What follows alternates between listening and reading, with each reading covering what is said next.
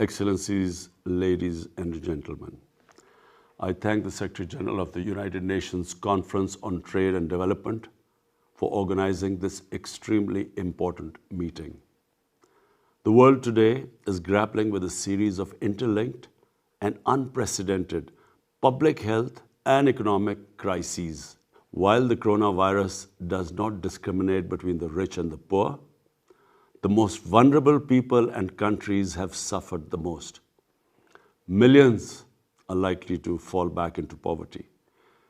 In Pakistan, our efforts have been aimed at ensuring that we save people from dying from the virus and at the same time preventing them from dying from hunger. Our strategy, fortunately, has worked well so far.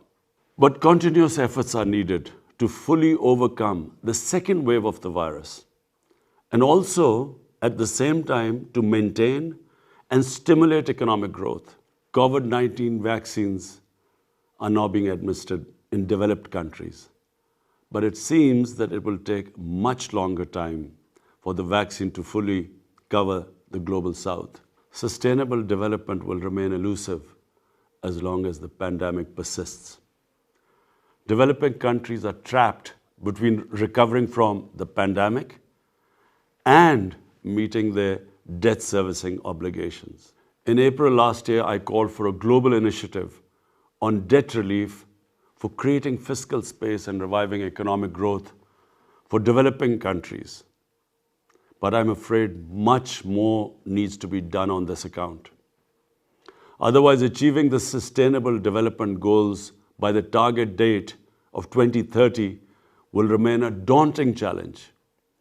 Ladies and gentlemen, the pandemic also offers an opportunity to address the structural barriers hampering global prosperity and development.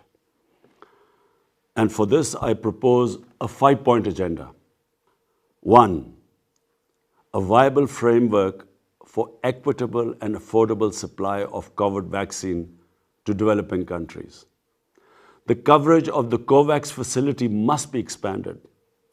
This would enable the developing countries to spend their precious resources on socio-economic development needs. 2.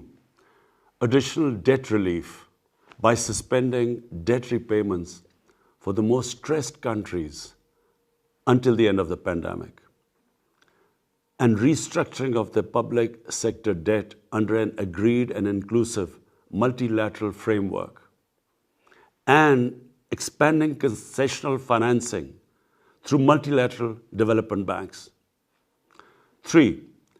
A general allocation of special drawing rights of $500 billion to help alleviate balance of payment pressures. 4.